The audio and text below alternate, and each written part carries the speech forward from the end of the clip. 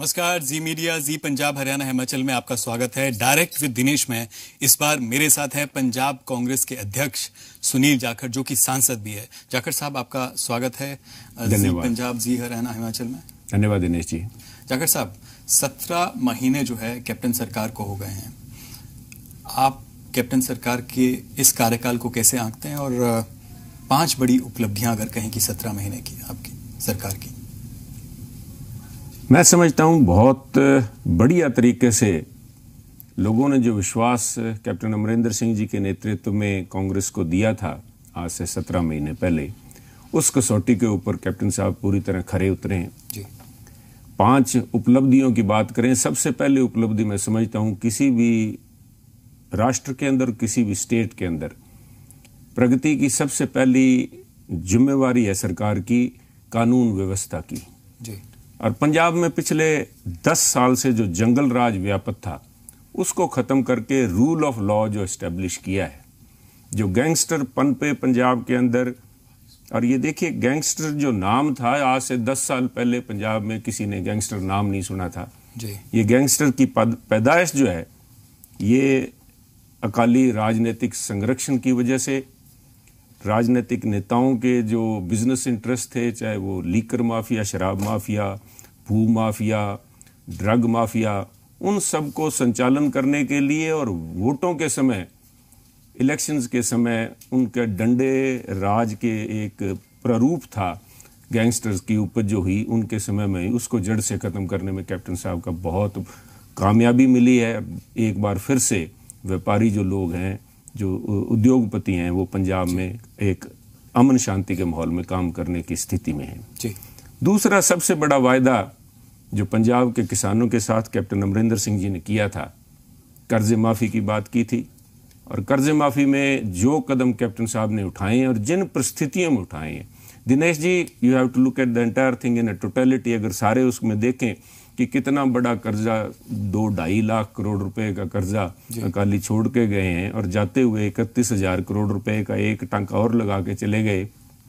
उसके बावजूद करीबन 3 लाख जो छोटे किसान थे 2.5 एकड़ तक के, उनका जो कोऑपरेटिव सोसाइटीज का कर्जा था वो ऑलरेडी माफ किया जा चुका है। दूसरे स्टेप के अंदर आने वाले समय में ये जो किया जा रहा है, अब वो 2.5 से 5 एकड़ के जो किसान हैं उनका, और उसके बाद में जो हमारे नेशनलाइज बैंक है उनके किसानों का कर्जा माफ किया जाएगा, और उसके बाद में जो प्राइवेट दूसरे नॉन नेशनलाइज बैंक्स हैं, कमर्शियल बैंक्स, उनका कर्जा माफ किया जाएगा। कुल मिला के 10,25,000 किसानों का जो कर्जा माफी का जो कैप्टन साहब ने कदम उठाया, मैं समझता हूं अकेले पंजाब के लिए नहीं, पूरे हिंदुस्तान में अपने आप एक मिसाल कैप्टन साहब ने की है। कैप्टन साहब के इस साहसिक कदम के बाद आप देखिए, चाहे वो राजस्थान है, चाहे महाराष्ट्र सरकार है, चाहे वो मध्य प्रदेश की बीजेपी की सरकार है, उनको किसान याद आया। किसान याद आया क्योंकि 2019 के इलेक्शन सिर पे खड़े हैं पार्लियामेंट की बीजेपी के सामने। आज वो भी 50,000 है, 1 लाख रुपए तक के कर्जे माफ कर रहे हैं, जबकि कैप्टन अमरिंदर सिंह जी ने 2 लाख रुपए तक का कर्जा किसानों का माफ किया है। बहुत बड़ी उपलब्धि है। तीसरा जो बात करें, तीसरा सबसे बड़ा जो लोगों को उम्मीद थी, जो कैप्टन साहब ने और सरकार ने, कांग्रेस पार्टी ने वायदा किया था कि किसान को मंडियों में दर दर भटकना नहीं पड़ेगा। और वो देखिए, 3 फसलें अब से पहले उठाई जा चुकी हैं। किसान को एक दिन भी ना तो वेट करना पड़ा, किसान की फसल उठी, किसान की पेमेंट उसके पास आई, उसको मंडियों में भटकना नहीं पड़ा। आप देखिए, अदरवाइज जूने की फसल के समय किसान पिछले 10 साल अपने घर पे किसी ने दिवाली मना के नहीं देखी, क्योंकि महीना 1.5 महीना जो धान की फसल के किसान थे उनको मंडियों में बैठना पड़ता था। उनका जो पेमेंट थी करीबन 3-3 महीने लटकी रही, और उसका ब्याज डाल लें तो मैं समझता हूं उसका कोई हिसाब ही नहीं रहेगा किसान को कितना नुकसान हुआ। उसमें कैप्टन साहब ने एक बहुत बड़ा उसके लिए काम किया है। चौथा देखें तो नौजवानों को रोजगार के लिए जो वायदा किया था कैप्टन साहब ने, उस कड़ी के अंदर आज नौजवानों को जगह जगह रोजगार मेले लगा के रोजगार दिया जा रहा है। करीबन 3 लाख नौजवानों को अब तक गवर्नमेंट और दूसरी प्राइवेट जॉब्स प्लेसमेंट उनको दिलाई गई हैं जी। 5वां अगर आप बात करें तो 5वां जो इंडस्ट्री के साथ वायदा किया गया था कि सभी इंडस्ट्री को मैं 5 रुपए के हिसाब से उनको बिजली मुहैया कराऊंगा, तो वो उसके ऊपर करके आज देखिए कि आज उन उद्योगपतियों को जो छोटे मीडियम माइक्रो और स्मॉल मीडियम इंडस्ट्रीज हैं, उनको कैप्टन साहब ने जो दिया है, मैं समझता हूँ ये 5 उपलब्धियां कोई छोटी उपलब्धियां नहीं है। जी, नशे को आप इस 5 उपलब्धियों में नहीं काउंट करेंगे, क्योंकि आपको लगता है कि नशा कम नहीं हुआ? नशा बिल्कुल कम। देखिए, नशे की सप्लाई की तो कमर तोड़ ही दी गई है सर। नशा अपने आप में इन उपलब्धियों के बजाय मैं समझता हूं देश, पंजाब के माथे के ऊपर और समाज के माथे के ऊपर एक बहुत बड़ा कलंक अकालियों की देन था, और उसमें बीजेपी उस पाप के अंदर बराबर की भागीदार है जी। उसको कमर तोड़ी उसकी सप्लाई की, और आज उन बच्चों को जो नशे की लत में उलझे हुए हैं उस लत से दूर करने के लिए मुहिम चलाई हुई है, वो भी अपने आप में एक बहुत बड़ी मिसाल है। जी, तो आप मानते हैं कि पंजाब में पिछले 17 महीने में जो नशा है वो कम हुआ है? बिल्कुल, तो नशे की जो सप्लाई है बिल्कुल उसकी कमर तोड़ दी गई है जी। एसटीएफ ने ये कमर तोड़ी? देखिए, देखिए मेरा मानना है पंजाब पुलिस अपने आप में सक्षम है। पंजाब पुलिस आप देश का नहीं, इंटरनेशनल अगर आप देखेंगे प्रक्षेप में, नोवेयर सारे वर्ल्ड के अंदर आप देख लीजिए, कहीं भी आतंकवाद को पूरी तरह से नकेल नहीं डाली गई। इवन इजराइल जहां पे आज हमारे जाके पुलिस इंस्टीट्यूट्स और दूसरे भी जाके मुसाद से ट्रेनिंग ले गए थे, वो भी फलस्तीनी जो टेररिज्म था उसके ऊपर नकेल नहीं डाल पाए। परंतु पंजाब पुलिस ने एक एबल और डिटर्मिन्ड पॉलिटिकल लीडरशिप के तहत, सरदार बेन सिंह की कांग्रेस की लीडरशिप के तहत आतंकवाद को खत्म किया था जी। आज वही पॉलिटिकल लीडरशिप है जिसके चलते हुए वही पंजाब पुलिस है जिसने इस नशे के ऊपर नकेल डाली है। द ओनली डिफरेंस इज, पहले अकाली लीडरशिप थी, आज कैप्टन अमरिंदर सिंह की लीडरशिप है। उसी पुलिस ने उस नशे की जो है कमर, उसकी सप्लाई की कमर तोड़ी है। आज जो लोग जिसकी वजह से पंजाब के माथे पर कलंक लगा, जो कि नशे में उलझे हुए हैं, उनको नशे की लत से छुड़ाने के लिए समय लग रहा है, क्योंकि ये ऐसी लत है जो एक कैंसर की बीमारी के रूप में समझ लिए, जिसका इलाज करने में समय लगता है जी। इस लत से कैसे पंजाब जो है वो बाहर आएगा? पंजाब अपनी तरफ से उन बच्चों को टू वीन देम अवे, उस जो नशा है एक दिन में छूटता नहीं, क्योंकि ऐसी एक बीमारी है जो अकालियों की देन है। उसको छुड़ाने के लिए काउंसलिंग प्लस साइकेट्रिस्ट और जो हैं उनकी मदद से, डॉक्टर मदद से उन लोगों को धीरे धीरे उस लत से दूर हटाया जाए, and to give them a positive, it has to be a psychological counselling also, plus medical supervision, जिसके तहत इंडोर पेशेंट्स भी हैं, आउटडोर, जिनको धीरे धीरे जो मेडिकल हेल्प है सप्लाई करवा के उनको इस नशे से दूर करने का प्रयास किया जा रहा है। आप कह रहे हैं कि मुख्यमंत्री बेन सिंह, उन्होंने आतंकवाद का सफाया किया था। क्या कैप्टन अमरिंदर सिंह पंजाब को नशे से मुक्ति दिलाएंगे? उनकी लीडरशिप में ये हो पाएगा? मैं समझता हूं इसमें नशे की जब सप्लाई की बात की कमर तोड़ने की बात कर रहे हैं, वो नशे को खत्म कर दिया गया, but there are 2 sides to the story. एक नशे की सप्लाई है, जो लोग जिनको नशे की लत है वो आज भी इधर उधर से, क्योंकि लत बहुत बुरी लत है, जो आप जानते हैं कि उसके लिए घरों के घर उजड़ गए, वो प्रयास करते हैं घरों में, अपने घर में चोरी करने से जो लोग संकोच नहीं करते, क्योंकि जब इस किस्म की उनके अंदर उसकी टीस उठती है नशे के लिए, तो वो कुछ भी करने के लिए तैयार है। जिन्होंने अपना भविष्य बेचने के लिए तैयार हो जाते हैं, तो वो उनको दूर करने के लिए जहां पे कैप्टन साहब की रहनुमाई, संवेदनशीलता, वहीं पे सबसे बड़ी बात है। जब मैं बात कर रहा हूं, जैसे टेररिज्म की बात की, terrorism, political leadership, ability of the police की कार्य कुशलता, और साथ में समाज में जब लोग उठ के आगे, जब देखा कि आतंकवादी पंजाब के भविष्य को खतरे में डाल रहे हैं, जब समाज एक जुट होकर खड़ा हो गया, तब आतंकवाद के ऊपर नकेल डाली गई। और आज मुझे ये कहते हुए बहुत खुशी है कि आज पंजाब के लोगों में एक लहर उठी है, जो पूरे के पूरे आप जाके देखिए गाँव के गाँव उन लोगों को आइडेंटिफाई कर रहे हैं जो कि इस लत में फंसे हुए हैं, उनको मेडिकल सप्लाई दिलवाने के लिए सरकार से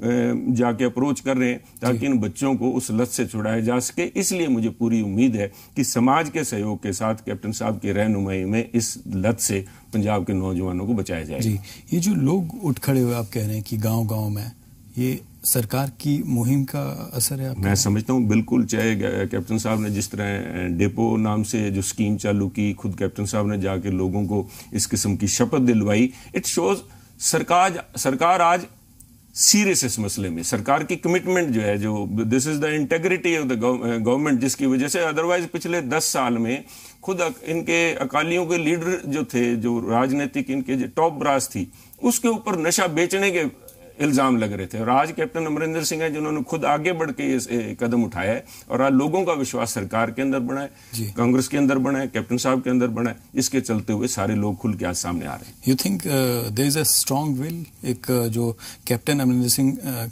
स्ट्रांग विल के लिए जाने जाते हैं। He has been known for it and he is proving that to the hilt. उन्होंने उनकी कमिटमेंट को लेके आज लोगों का विश्वास है, जो आज लोग आ रहे हैं। आप गांव में जाके देखिए, वो एक पुराना गाना था, पिंड ना ही रात नू पहरा लगता, सारे के सारे गांव इकट्ठे हुए हैं। कोई जो ये नशे बेचने वाले हैं, आई वुड नॉट रिकमेंड भी आप कानून अपने हाथ में लें। पुलिस को जरूर इन्फॉर्म करें कि ये फलां लोग आज आ रहे हैं, क्योंकि मैंने देखा कई जगह ऐसी घटनाएं हुई जहां कुछ लोगों ने उत्तेजित होके सस्पेक्ट्स को पकड़ के पीटा या कानून अपने हाथ में लिया। मैं लोगों से ये अपील करूंगा कि जहां सबसे पहले तो उन बच्चों को, जो क्योंकि लोग परिवार पहले सामने आने से हिचकिचाते थे, क्योंकि एक धब्बा है परिवार के ऊपर कि हमारे परिवार के अंदर कोई बच्चा नशे से ग्रस्त है, परंतु उसके लिए और कोई चारा नहीं। पूरा समाज उनको तिरस्कृत करने की बजाय उनका मदद करे, और वही मेरी सबसे अब इस बात की अपील है। जी, आप कह रहे हैं कि पंजाब से जो है नशा एक तरह से खत्म कर दिया गया, सप्लाई लाइन जो है उसकी चोक कर दी गई। आप कह रहे हैं कि पंजाब पुलिस ने, एसटीएफ ने, क्योंकि एक स्ट्रांग लीडरशिप थी, स्ट्रांग विल थी, उसके कारण जो है ये हुआ। लेकिन पंजाब में ये माना जाता है, जो हाल ही में जो मौतें हुई उसमें ये कहा जाता है कि सिंथेटिक ड्रग, दूसरा ड्रग, उसका इस्तेमाल हो रहा है। उस पर कब लगाम लगेगी? जो ये मौतें हुई हैं, बहुत ही अफसोसनाक मौत है। कोई भी एक व्यक्ति की मौत आकस्मिक तरीके से या अननेचुरल जो डेथ है, वो उसके लिए सबको हमें खेद है, ये बहुत हमारे लिए दुख का मुकाम है। पर आप ये भी देखेंगे कि जब नशा नहीं मिला तो उन्होंने अपने तौर पे, जैसे इंग्लिश में एक वर्ड है कॉन्कॉक्शन, क्योंकि पुराने समय में कॉलेजेस में सुना करते थे जब नशा नहीं उपलब्ध होता तो वो कई लोग आयोडेक्स मिला के खाया करते थे। आपने कहा कि आपकी सरकार ने पिछले 17 महीने में सबसे पहली उपलब्धि आपने गिनाई, गुंडा राज खत्म किया। क्या सही में गुंडा राज खत्म हुआ? बिल्कुल, मैं समझता हूं जितने गैंगस्टर्स को पकड़ा गया है और जिन नकेल डाली गई है, आज लोगों का विश्वास वापस पुलिस में और सरकार में बना है कि यहाँ पे किसी को आतंकी तरीके से, किसी पे इस किस्म की धमका के, डरा के, ताकत के, सत्ता के जोर से उसकी आवाज को दबाया नहीं जाएगा। जी, आपने कहा किसानों का कर्जा माफ किया, आपने शुरुआत की, दूसरी सरकारों ने, राज्य सरकारों ने आपको फॉलो किया। लेकिन जाखड़ साहब, बात हुई थी कर्जे पे लकीर मारने की, वो लकीर कब लगेगी? क्या पूरा कर्जा माफ होगा? दिनेश जी, मैं बार बार इसे कहने में मुझे कोई संकोच नहीं है जी। अगर वो कर्जा माफ करने के लिए बार बार इनके जो बड़े जत्थेदारों के नाम आ रहे हैं, आप छोड़िए किसी और को, अगर सुनील जाखड़ कर्जे माफी की लाइन में जाके खड़ा होता है तो मैं इस बात के लिए मैं बिल्कुल इनकार करूंगा कि सरकार सुनील जाखड़ का कर्जा माफ ना करे जी। अगर दयाल सिंह कोलियां वाली 1 करोड़ 50 लाख का कर्जा लेकर सरकार से उम्मीद रखे कि उसका कर्जा माफ कर दिया जाए तो कतई नहीं होगा साहब। एक बात दिनेश जी, आपके माध्यम से मैं पंजाब के लोगों से अपील करना चाहूंगा कि ये जो कर्जा माफी हो रहा है, सुनील जाखड़ की जेब से पैसे नहीं जा रहे, कैप्टन अमरिंदर सिंह जी अपनी जेब से नहीं दे रहे, सरकार अपनी, ये लोगों का पैसा है, लोगों का ट्रस्ट है कैप्टन अमरिंदर सिंह में। वो पैसा जो विकास पे लगना चाहिए, गरीबों की मदद के लिए लगना चाहिए, वो जत्थेदारों के विकास के लिए नहीं है। जो बड़े जमींदार हैं, जमींदार नहीं साहब, वो जागीरदार है।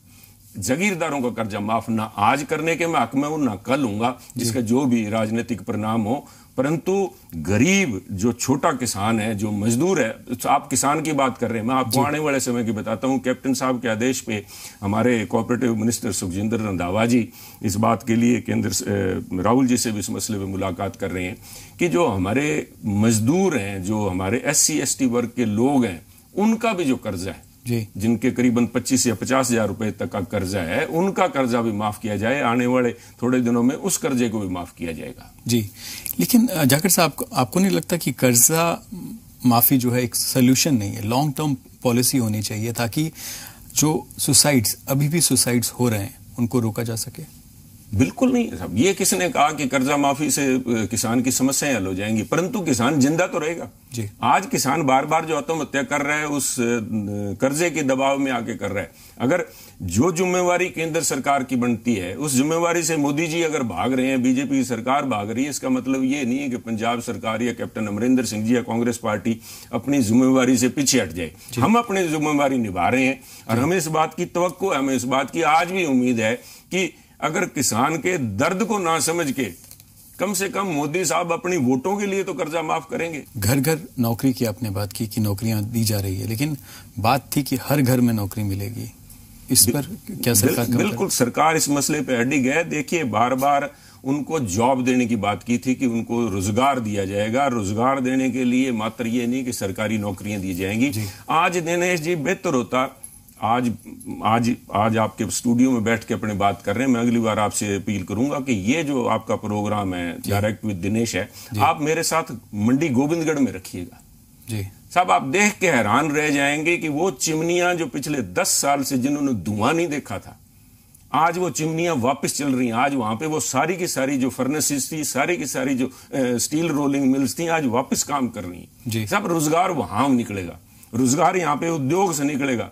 पिछले 10 साल के अंदर सुखबीर जी ने बार बार इन्वेस्टमेंट समिट्स की, करोड़ों रुपया खर्च किया। यहाँ अंबानी भी आए, यहाँ पे गोडरेज भी आए, यहाँ सभी आए, किसी ने एक पैसा नहीं लगाया। आज आके देखिए, मैं अपने पठानकोट क्षेत्र की बात आपसे कर सकता हूँ, सुजानपुर की बात कर सकता हूँ। पेप्सी प्लांट अकेले उन्होंने आके वहां पे 1000 करोड़ रुपए के करीब इन्वेस्टमेंट का काम ऑलरेडी वहां पे चालू हो गया। वहां पे मैं समझता हूं कि उस 1500 करोड़ रुपए का जो ओवरऑल प्रोजेक्ट लगेगा, उसके अंदर 5000 बच्चों को डायरेक्ट या इनडायरेक्ट वहां पे रोजगार मिलेगा। और ये जो है, मेरा मानना है कि आने वाले चंद महीनों में वो प्लांट ना सिर्फ बन के ऑपरेशनल हो जाएगा, बच्चों को रोजगार भी मिल जाएगा। रोजगार ऐसे होंगे साहब, अभी तो जुमा आप ही कह रहे हैं 17 महीने हुए, लोगों ने 5 साल के लिए कैप्टन साहब को पंजाब की बागडोर संभलाई है। आप थोड़ा धैर्य रखिए, एक दिन में Rome was not built in a day, but अगर आप 17 महीने की आप कार्रवाई देखें तो आप भी दिल में सोचेंगे कि किन हालात पे पंजाब कगार पे खड़ा था। कंगाल तो कर दिया इन्होंने, कालियों ने। उस कगार से वापस लेके आए हैं, पंजाब को अपने पैरों पे खड़े करने का प्रयास किया है। तो ये सारे बातें मिलकर हर एक दिशा में प्रयास हमारा जारी है। जाखड़ साहब बहुत अच्छे से डिफेंड करते हैं अपनी सरकार को, तो आप कह रहे हैं कि पंजाब में जो है सब अच्छा हो रहा है। देखिए अच्छा नहीं, मैं देखिए इन हालातों में there is always scope for improvement साहब। Nobody is perfect, no situation is perfect. Ram राज्य लाने के लिए तो एक हमारा प्रयास है। राम राज्य के लिए पहला स्टेप था गुंडा राज खत्म करना, गुंडा राज हमने खत्म कर दिया। गुंडा राज हटा के यहाँ पे रूल ऑफ लॉ एस्टेब्लिश किया है। जो चुनौतियां हैं उनको भी हम नकार नहीं सकते। जो पंजाब को ग्रहण लगा, मैं नजर लग गई, पता नहीं किसकी नजर लगी पंजाब की, कि 10 साल जो अकाली बीजेपी सरकार का राज रहा और जाते हुए 31,000 करोड़ रुपए आप कैसे भूल रहे हैं साहब। बार बार हमसे बात कर रहे हैं कि आपने ये नहीं किया या वो नहीं किया। आप याद करिए 11 मार्च को 2017 को, आज से 17 महीने पहले रिजल्ट आते हैं असेंबली के, जो इलेक्शन के रिजल्ट डिक्लेयर किए जाते हैं, 2/3 बहुमत से सरकार बनती है। उससे एक रोज पहले 10 मार्च को एक दिन पहले 31,000 करोड़ रुपया, जिसे इंग्लिश में एक वर्ड है लेम डक गवर्नमेंट, जो लंगड़ाती हुई सरकार जिसका कोई वजूद नहीं है। बादल साहब को दिख रहा था कि सुबह मैं मुख्यमंत्री नहीं रहूंगा, तब जाके 31,000 करोड़ रुपया जेटली साहब को थमा जाते हैं कि मैं पंजाब सरकार 31,000 करोड़ रुपया आपको दे रही है। वो कहते हैं ना, पंजाबी में कहावत है कि बेड़ियां च बट्टे जी, वो तो पंजाब की है कांग्रेस, वो तो डालना चाह रहे थे पंजाब कांग्रेस दी बेड़ियां च बट्टे, पर डाल दिए उन्होंने पंजाब की बेड़ियां च बट्टे। 3300 करोड़ रुपया सालाना जी उसकी किस्त और उसका ब्याज पंजाब सरकार भर रही है। मैं आपके माध्यम से पंजाब के नौजवानों को बताना चाहूंगा, जो आज हमारे नौजवान जागरूक हैं, जो 31,000 करोड़ रुपया था और जिसकी किस्तें की गई हैं 3300 करोड़ रुपए के हिसाब से, 20 साल के अंदर करीबन 70,000 करोड़ रुपया पंजाब का, कैप्टन अमरिंदर सिंह जी का नहीं, सुनील जाखड़ का नहीं, कांग्रेस का नहीं, पंजाब का 70,000 करोड़ रुपया केंद्र सरकार को दे दिया जाएगा। कैप्टन अमरिंदर सिंह जी बतौर मुख्यमंत्री 3 दफा आके प्रधानमंत्री से, चीफ मिनिस्टर आके इनसे मिले ताकि पैसा हमारा मिल सके। और मुझे उम्मीद है इस बात पे कि अरुण जेटली जी, जिनकी तबीयत नासाज है, और मैं उस बात के लिए उनके सेहत की कामना भी करता हूं कि अच्छी सेहत उनको, वो अभी ऑपरेशन के बाद पहली दफा लोकसभा राज्यसभा में वोटिंग के लिए आए भी, वो ठीक होके वापस अपना पद संभालें, क्योंकि उनसे बातचीत बड़े एडवांस स्टेज पे है, क्योंकि इसमें बड़े भारी खुलासे सामने आएंगे साहब। मैं I do not want to jump the gun, पर ये रिजल्ट आ जाए एक दफा, हमारा कोई नतीजा कुन इस मसले पे हमें जवाब मिले से केंद्र से। अगर 31,000 करोड़ रुपया मिल जाता है हमारे ऊपर, ये 3300 करोड़ रुपए की सालाना जो तलवार लटक रही है वो हट जाए, तो देखिए पंजाब को हम कहां से कहां ले जाए, हो जाएगा, होगा। मेरी उम्मीद है कि आज भी इन स्पाइट ऑफ हमारे राजनीतिक मतभेद हैं, बीजेपी से है, उनकी पॉलिसी से है, उनकी थिंकिंग से है, उनकी विचारधारा से है, परंतु मेरा मानना है कि ये देश या बीजेपी इतनी भी छोटी सोच नहीं रख सकती कि पंजाब का बुरा करने के लिए इतना बड़ा कदम अगर उठाएंगे तो साहब उसके नतीजे बहुत बुरे होंगे। जाखड़ साहब, क्या पार्टी और सरकार के बीच अगर तालमेल की बात की जाए तो सही चल रहा है? क्योंकि कुछ विधायकों की नाराजगी, कुछ विधायक नाराज थे, कुछ विधायक नाराज हैं, इस तरह की बातें जो हैं वो सामने आती रहती है। बीच में ये भी खबर आई कि आप भी जो है किसी एक बात पर जो है कैप्टन साहब से नाराज होकर रूठ कर चले गए थे। नहीं साहब, किसी देखिए कोई नाराजगी किसी की नहीं, कुछ लोगों की कुछ आकांक्षाएं हैं, कुछ उम्मीदें हैं, और मैंने कहा नोबडी इज परफेक्ट। किसी का भी सारे काम मंदिर में जाके भगवान के सामने मत्था टेकने पे भी पूरे नहीं होते, परंतु कांग्रेस के जो विधायक चुने हुए विधायक हैं, कांग्रेस के जो नेता हैं, जो कार्यकर्ता हैं, वो अपना जिम्मेवारी उनका उन्हें पूरी तरह एहसास है कि लोगों ने उन्हें पंजाब के विकास के लिए चुन के भेजा है। और पार्टी जो है, सरकार के पास एक कड़ी है लोगों के बीच में और सरकार के बीच में, पार्टी एक कड़ी है जो फीडबैक, जो ग्राउंड लेवल से फीडबैक है वो सरकार तक पहुंचता है। सरकार उन समस्याओं का निवारण करने के लिए, कैप्टन साहब अपने तरीके से, जो हमारे मंत्री हैं, उन मसलों को निवारण करने के लिए उस तरीके से करते हैं। कुछ हमारे साथियों की हो सकता है उनकी अपेक्षा जो थी, उम्मीदें थी, उस लेवल पे काम नहीं हो पाया, परंतु समय देखिए 10 साल के, वो कहते हैं ना घोड़ा अड़ा क्यों और रोटी जली क्यों, क्योंकि पलटा नहीं गया। 10 साल का जो राज था, इसने पूरा जो हमारा ब्यूरोक्रेसी थी, हमारी जो एडमिनिस्ट्रेशन थी, उसकी सोच ही बदल दी। उनके अंदर वो अकालियों वाली बू जो था, अकालियों का जो रंग था, वो इस कदर डल गया कि वो हर एक काम को एक व्यापार की तरह चलाने लग गए थे। उस पर नकेल डालने में कुछ समय लगा है, परंतु आज जो सरकार है सही तरीके से काम कर रही है। वर्कर इस बात से खुश हैं, उनकी जो लोगों की समस्याएं लेके जाते हैं। हमारे यहाँ पे जो लोग हैं वो जाके कोई व्यापार चलाने के लिए नहीं, लोगों की समस्याओं के लिए जा रहे हैं, उनकी समस्याओं का पूरा आपकी बात सुनी जाती है, पार्टी की बात सुनी जाती है, पार्टी के विधायकों की, कार्यकर्ताओं की जो है बात सुनी जाती है? बिल्कुल सुनी जाती है और उस काम पे अमल भी किया जाता है। जी, आप क्यों नाराज हो गए थे? क्यों इस तरह की बात सामने आई? आपने मेरे मुंह से कोई ऐसा शब्द सुना? जी देखिए, लोग कयास लगाते हैं जी। लोग जो बैठे हैं घर पे उजाड़ने के लिए, लोग कयास लगाने वाले बहुत से हैं उनकी तरफ से, क्यों ये सरकार ठीक तरीके से काम कर रही है। आप मुझे मेरी तरफ से कोई एक बयान बता दीजिए भी सुनील ने कहीं नाराजगी का इजहार किया हो। जी, सुनील बोलता है, पार्टी के हक में बोलता है, पंजाब के हक में बोलता है, कार्यकर्ता की बात रखते हैं, सरकार उस बात को सुनती है। और मैं समझता हूं कि आप बात कर रहे हैं कि सुनील नाराज चल रहा है, कुछ लोग ये कह रहे हैं कि सरकार जो है पार्टी के अध्यक्ष को इतना ज्यादा मान सम्मान दे रही है कि वो प्रिंसिपल सेक्रेटरीज की मीटिंग में चीफ मिनिस्टर साहब उनको, प्रधान को क्यों लेके जाते हैं। हर एक आदमी का अपना अपनी नजरिया है। सुनील इंडिविजुअल का कोई मायने नहीं है साहब, एक शख्सियत का कोई मायने नहीं है। आप किस बात के लिए आवाज उठा रहे हैं? आप बात पंजाब की कर रहे हैं, आप कार्यकर्ता की बात कर रहे हैं, आप देश की बात कर रहे हैं, तो मैं समझता हूं आपकी बात पार्टी से सरकार है या सरकार से पार्टी है? देखिए, सरकार को सरकार, पार्टी को सरकार में लाने वाले कार्यकर्ता हैं। पार्टी कार्यकर्ता से है और पार्टी की वजह से आज सरकार बैठी है, तो आज सरकार की जिम्मेवारी है कि जो कार्यकर्ताओं ने लोगों को विश्वास दिया था, जिस विश्वास के चलते हुए लोगों ने इतना बड़ा भारी बहुमत दिया है, उन लोगों का विश्वास ना टूटे। लोगों का अकेले पार्टी में नहीं, लोकतंत्र के अंदर विश्वास इस बात से है कि ये सरकार उनकी सुनती है, सरकार उनकी बात सुन के उसका निवारण करती है। There is a two way communication. ये सिर्फ यही नहीं है कि मोदी साहब मन की बात करते ही करते हैं, सुनते नहीं। हमारी जो पंजाब की सरकार है, सरकार काम भी करती है, सरकार सुनती भी है, और उसमें कहीं कोई कमी बेशी होती है तो दूर करने की प्रयास, सबकी बात सुनी जाती है, कोशिश है साहब। एक बड़ा, इतना बड़ा तंत्र है, 3.25 करोड़ के करीब हमारे पंजाब के लोग हैं, वो कार्यकर्ता के जरिए जुड़े हुए हैं। कोशिश, प्रयास यही है कि हर एक आदमी सरकार में अपना हिस्सा महसूस करे। जी जाखड़ साहब, नवजोत सिंह सिद्धू जो कि एक वरिष्ठ मंत्री हैं कैबिनेट में, वो कुछ कहते हैं, वो खुलासे करते हैं पिछली सरकार में जो एक तो हवाई सेवा पे जो है, हवाई निजी जो खर्चा हुआ, और दूसरा एड्स पर जो खर्चा हुआ, निजी खर्चा हुआ, वो कहते हैं उस पर आपकी सरकार कहती है, मुख्यमंत्री कहते हैं कि पुरानी बातों को छोड़ दीजिए, उसमें जाने से कोई फायदा नहीं है। तो क्या ये कहीं विरोधाभास नहीं है कि एक मंत्री जो है, जो वरिष्ठ मंत्री हैं आपकी सरकार में, वो कुछ कह रहे हैं, वो कुछ तथ्य सामने ला रहे हैं, खुलासे कर रहे हैं और दूसरी तरफ जो है सरकार उसको नकार रही है। दिनेश जी, ज्यूरिस्प्रूडेंस के अंदर एक डबल जेपर्डी के नाम से एक सेक्शन है जिसके तहत एक ही गुनाह की बार बार सजा, क्योंकि देखिए ये जो आप एडवर्टीजमेंट पे बिल्कुल हमने खुद इस बात को लेकर मुजाहरा वहां पे विधानसभा में किया। 42 करोड़ रुपए पंजाब सरकार को इस बात का खामियाजा भुगतना पड़ा कि बादल साहब ने 108 एम्बुलेंस के ऊपर अपनी फोटो लगा दी। केंद्र सरकार ने वो 42 करोड़ रुपए रिलीज करने से मना कर दिया और ये बात लोगों को बड़ी एक कांटे की तरह, सूल की तरह चुभी।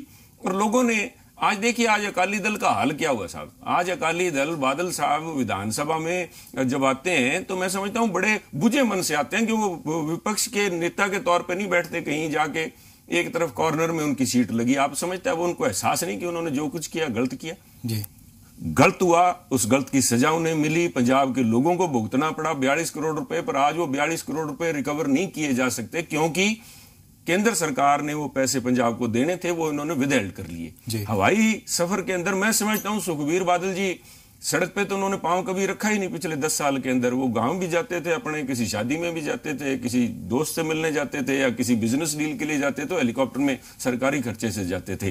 पंजाब को लूटा गया और लोगों ने इस बात का महसूस किया कि आज गरीब को चढ़ने के लिए जो रोडवेज की बस थी वो बंद कर दी गई और सुखबीर बादल जी प्राइवेट जेट अपने चार्टर करके घूम रहे हैं। उस बात का लोगों ने खामियाजा दिया और उसका उनको भुगतना पड़ेगा अगर उसमें कहीं करप्शन है। Because corruption and misutilisation of funds are two separate issue. Corruption है, उन्होंने अपने किसी रिश्तेदार का जहाज चार्टर किया और वो जहाज अगर मार्केट में 100 रुपए घंटे के हिसाब से अवेलेबल था और उन्होंने 150 रुपए घंटे दिया तो अब भुगतना पड़ेगा साहब। कैप्टन साहब ने, कांग्रेस सरकार सिद्धू साहब से इस बात से बिल्कुल सहमत है।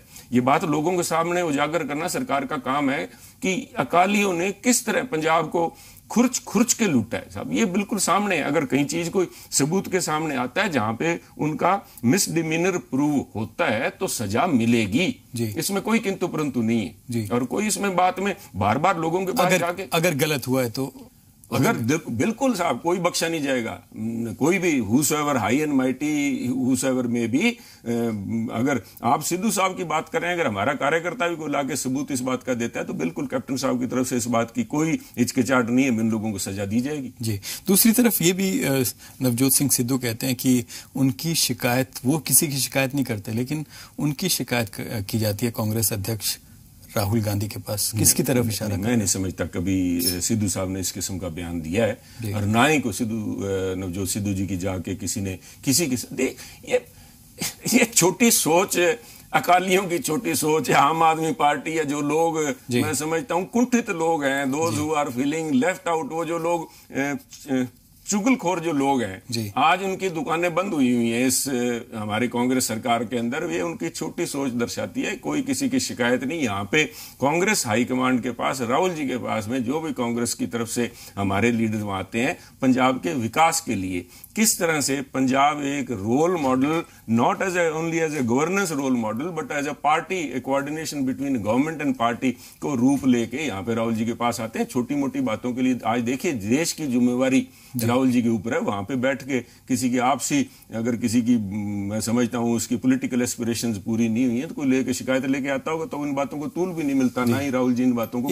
एक और बड़ी बात नवजोत सिंह सिद्धू ने कही, उन्होंने कहा कि ना तो बड़े बड़े वादे करते हैं ना वो कसम खाते हैं। किसकी तरफ इशारा कर रहे हो कि बड़े बड़े वादे किए गए, कसम खाई गई?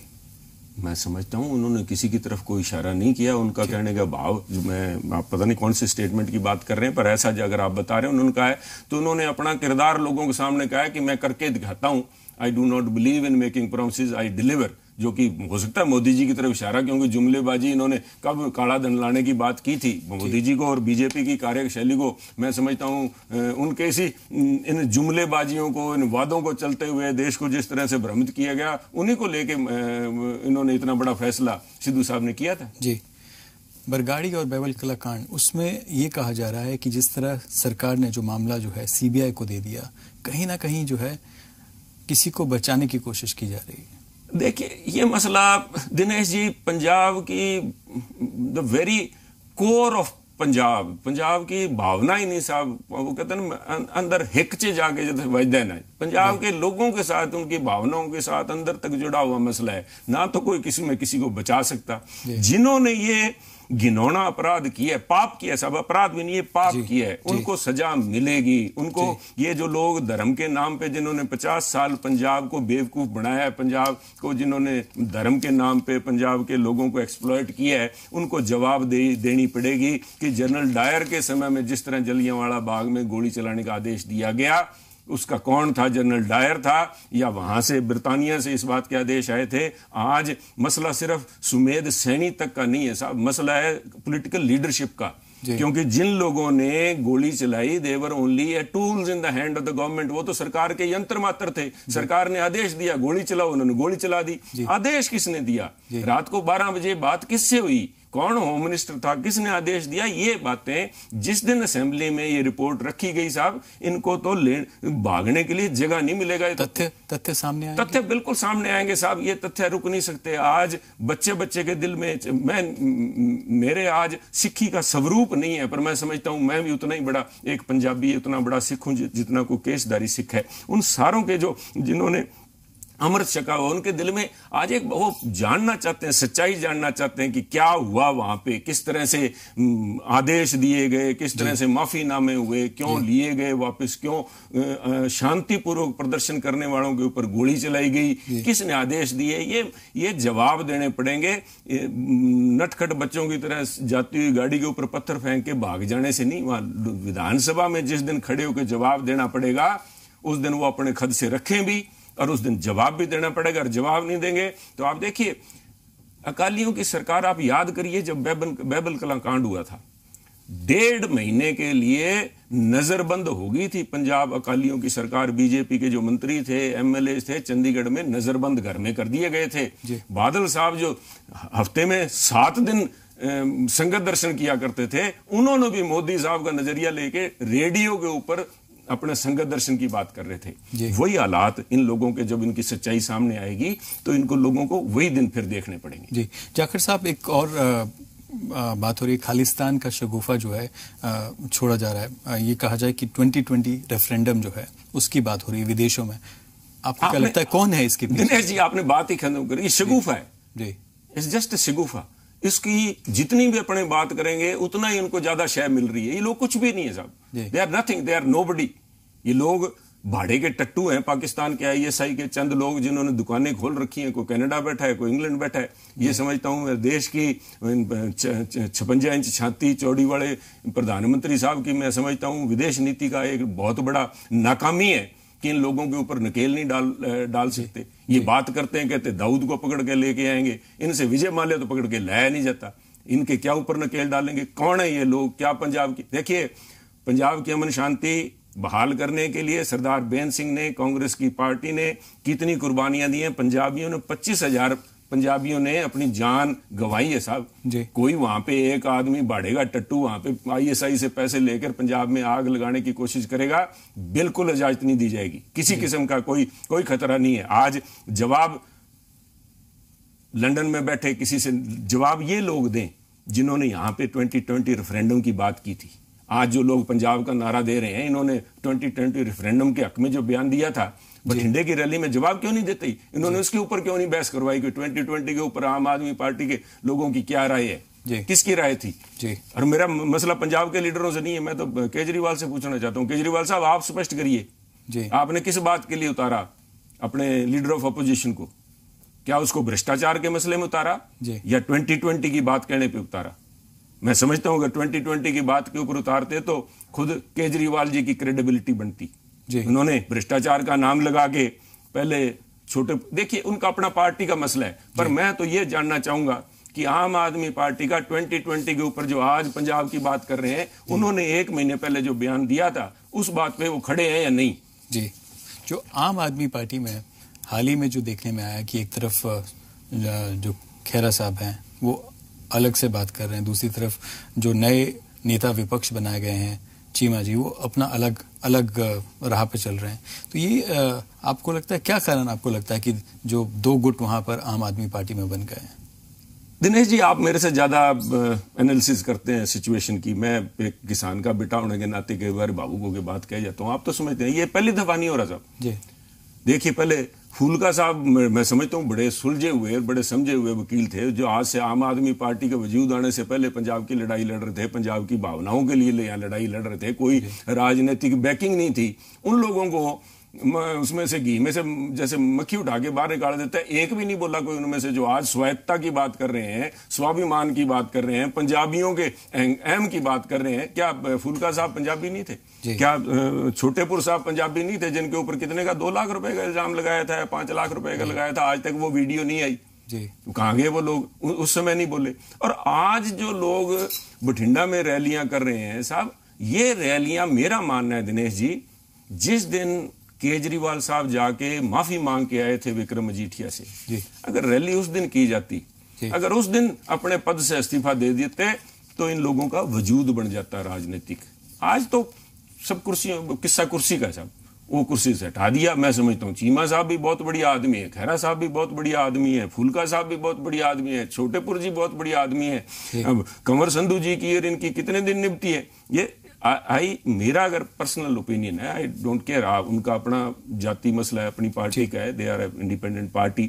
पर मेरे को लगता है ये ढांचा भी और बिखरेगा, ये भानुमति वाला जो कुनबा भी और बिखरेगा। कितने एक दिन चलेगा, it's a matter of time, it's not a matter of if, it's a matter of when. कब ये बिखरता है आपके सामने आएगा। जी, तो आप कह रहे हैं कि आम आदमी पार्टी जो है वो बिखराव की तरफ है 2019 से पहले। हाँ नहीं साहब, मैं तथ्यों के ऊपर बोल रहा हूं, मैं कोई निष्कर्ष नहीं निकाल रहा, मैं I am not a judgemental. आप मेरे को आज ये पता नहीं कि ये 4 MP जीत के इनके आए थे पंजाब से, आज आम आदमी पार्टी में कितने हैं आपको पता है साहब? जी। कौन कौन उस पार्टी में? भगवंत मान जी जरूर वहां पे पार्टी में, जिनको वापस से बहाल किया, इस्तीफा तो उन्होंने भी दे दिया था जी। खालसा जी कहाँ हैं?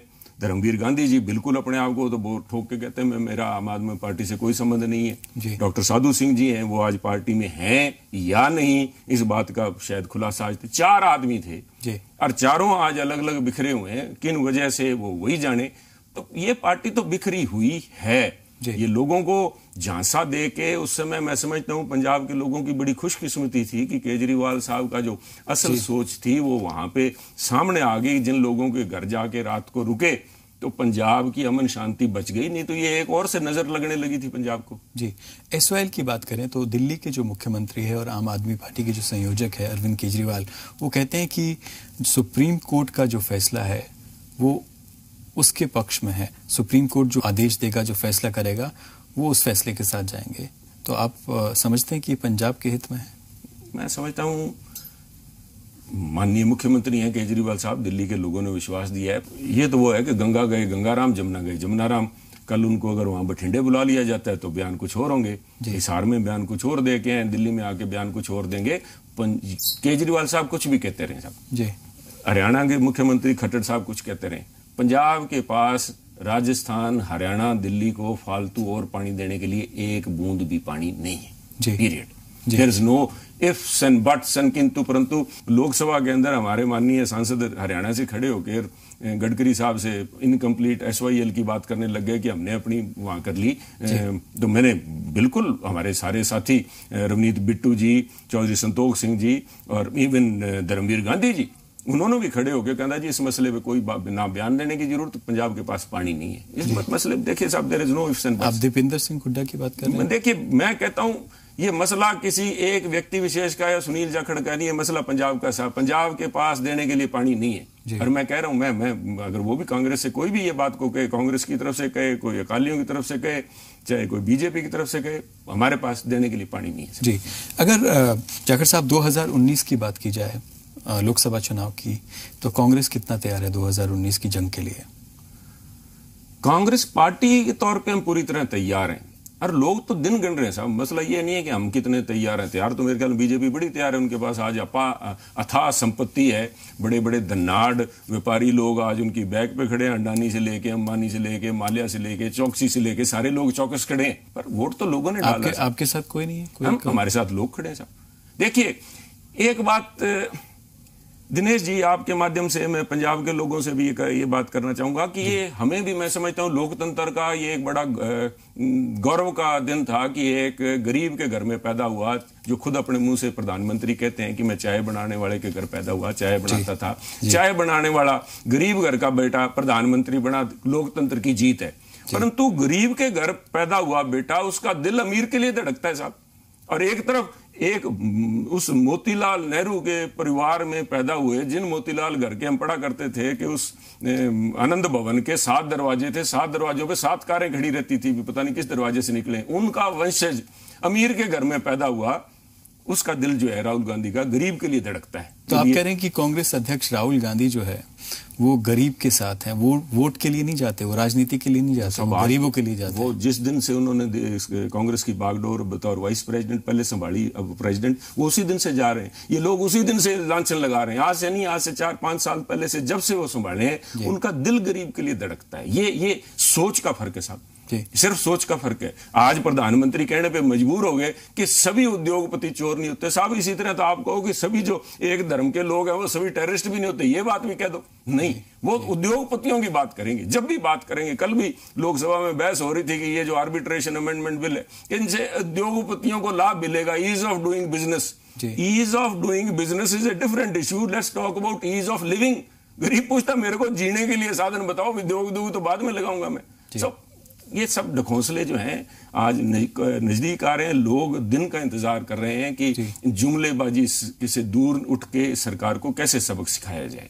जी जाखड़ साहब, लेकिन भारतीय जनता पार्टी बीजेपी कहती है कि प्रधानमंत्री नरेंद्र मोदी के खिलाफ मुकाबले में कोई नहीं है। कांग्रेस अध्यक्ष राहुल गांधी की बात की जाए तो वो कहीं नहीं है उनके सामने।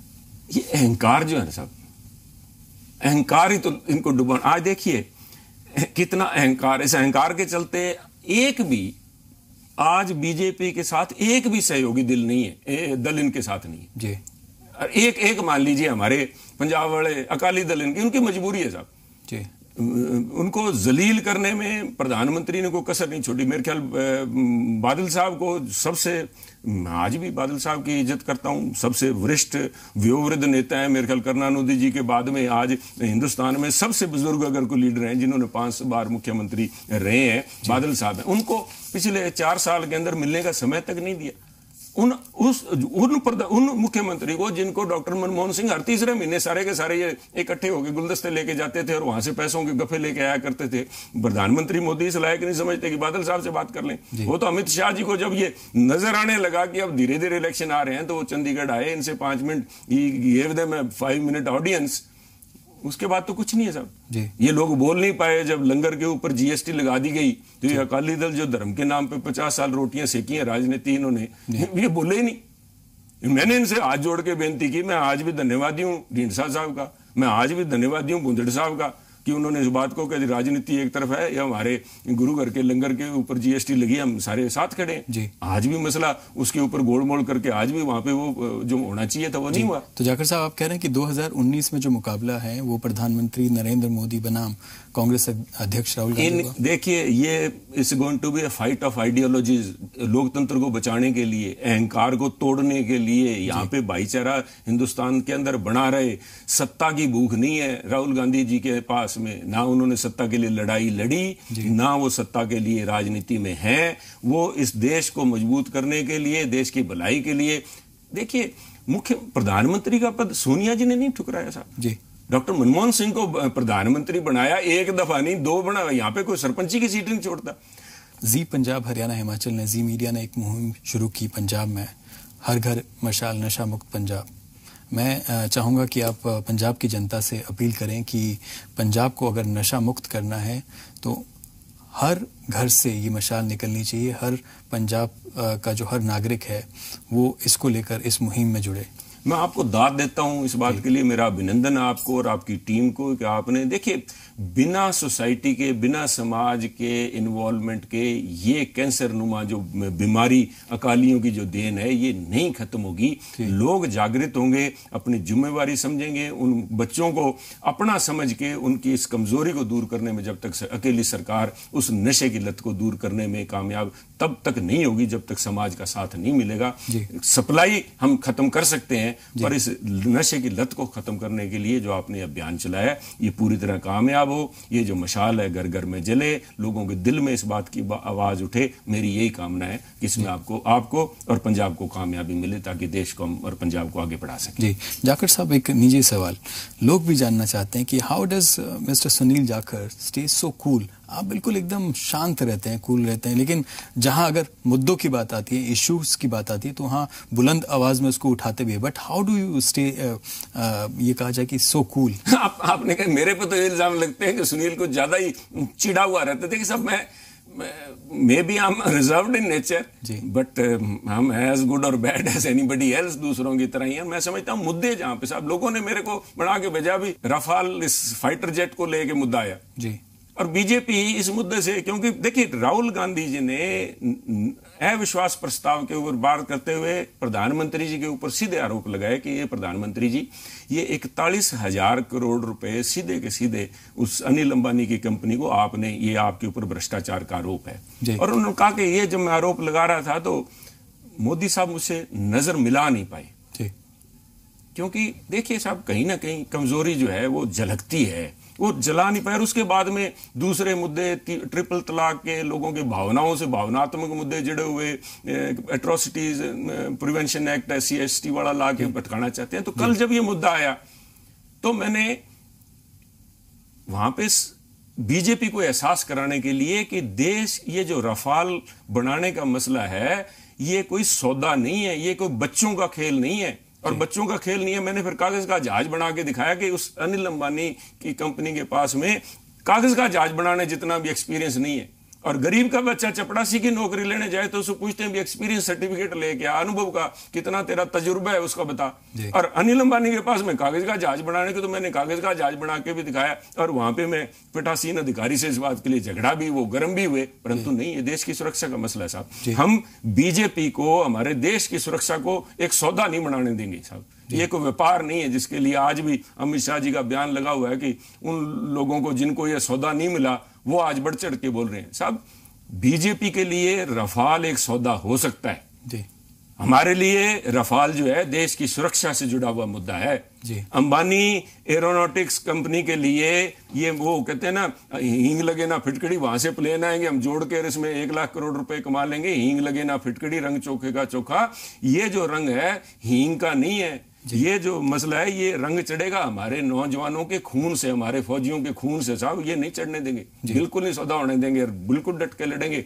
Otherwise Sunil is cool, Congress is cool, everybody is cool, but let this government, let this BJP government not raise the temperature in the country, let's all live in peace। Rahul Gandhi ने जो कहा था, जो जादू की जफ्फी थी, मैं समझता हूं देश को वो कूलनेस की जरूरत है, ठंडे दिमाग से सोच के काम करें, देश तरक्की करे, ये हमारा ध्येय होना चाहिए जी।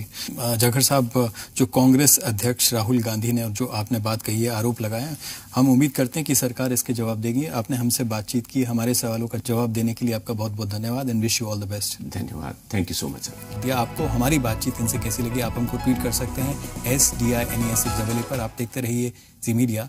नमस्कार।